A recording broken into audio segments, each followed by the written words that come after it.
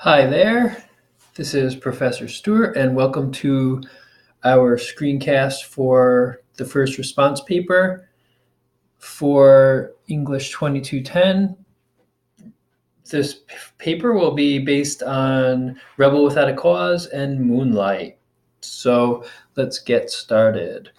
We're going to start out with topic suggestions, then we're going to go into the specific assignment requirements, and then some of the film elements we'll have to consider. Again, remember, this is film 2, so the assumption is that you have taken the intro to film and you have some background in this paper. You'll be expected to include details for mise-en-scène and cinematography slash photography slash camera shots and angles.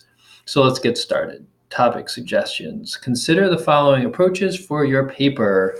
You're welcome to compare both films or just write about one. Feel free to mix and match discussion points or develop a topic of your own. Email me if you need help refining your topic. So these are suggestions I like to give. I know some students like a little bit of guidance. Some students like to kind of do their own thing. If something in one of these films spoke to you, then that's what you should write about. If there's something you saw that happens in both, then that would be a comparison paper would be a good route to go. But let's start out with our first possibility here.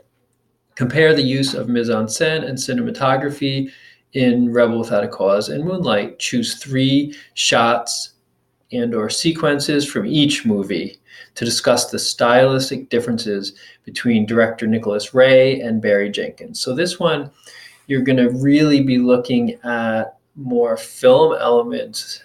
You might bring up a theme, a coming of age theme, but some students might want to focus just on the technical side of stuff. Do you think these directors are more similar, more different? But again, you're going to choose 3 shots or sequences or scenes from each movie to talk about similarities and or differences. You could have a little bit of both. It's really up to you. Okay, so that's number 1. Number 2, Rebel Without a Cause and Moonlight both explore the role of family in creating happy, well-adjusted children. Parents in both films are portrayed as incompetent, insensitive, or absent. Some of the discussion points here: is there a good father figure in Rebel Without a Cause? Do you agree that Jim, Judy, and Plato's troubles stem from the parents, or do you think that they're overreacting? What is Little's solution to the fact that his mom is not interested in raising him? Are Juan and Teresa better parents? How so? What kind of man does Black grow up to be?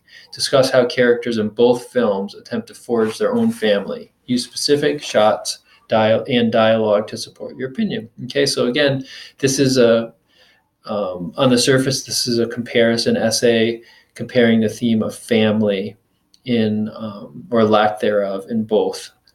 If you have a lot to say about one, then you just want to talk about Moonlight, go for it. If you can write a 3-page response just on one of these films, then you should do it.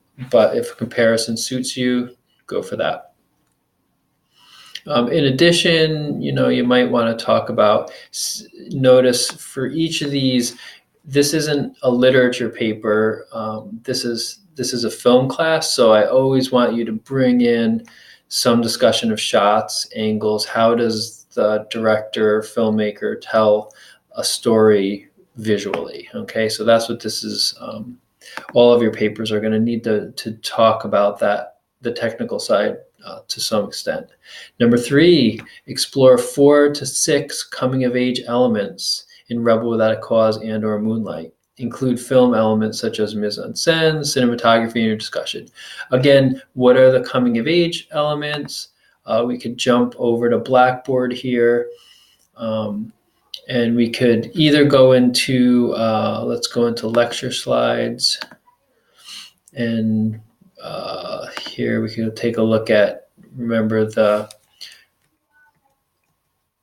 clueless parents, supporting characters, things like that. So these are some other details you might look at as these common plot devices? Is there opposites coming together? Is there some sort of a running away? Things like that. So those are some of the elements that you might look at. Also, is it note taking? Mise en scène, 15 elements, that might come in handy for you. Okay, so this is all in the textbook and in the slideshow on mise en scène, but this is kind of a nice detail for that. Okay, and so there's where you might get some of those ideas. Let's take a look at our time here. Good. Okay, excellent. And so number 3, we're looking at a comparison between the two, or if you want to talk about one or the other, that's fine. Again, you're going to be including mise en scène and cinematography in your discussion. 4, which coming of age approach is followed in the movies? Is it moment in time, long haul, big event, or petri dish? Again, there's a slideshow on that. How do the different timelines impact our experience? Rebel Without a Cause takes place over over 2 days, and Moonlight takes place over an entire lifetime. So how does that change our experience? How does it change the story? And also following the development through setup, growth, maturity. Again, that's in the slideshow. Number 5, Rebel Without a Cause and Moonlight both explore the themes of toxic masculinity and standing up to a bully. Again, the toxic's in parentheses because you might look at the downsides of masculinity or the positives.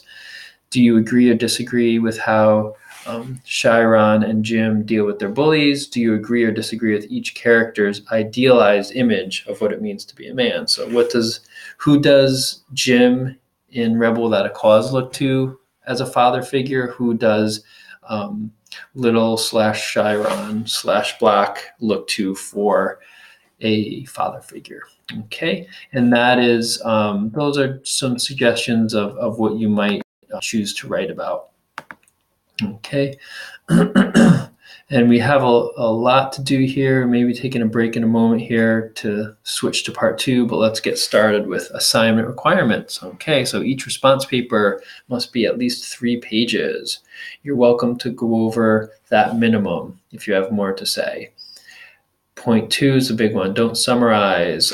That's one of the biggest no-nos in this class is too much summary. If I end up with 2 pages of summary for the 2 movies, and then you have a little bit to say at the end, it's not going to cut it. So you really need to keep the plot summary to 2 to 3 sentences, and then move on to how does the director use visual elements to tell the story? How is the director setting up shots, angles, setting up costume, props, things like that, and how does the director use sound? Okay. Good. And so I think at this point we will break off for part 2, and so we'll see you in a moment.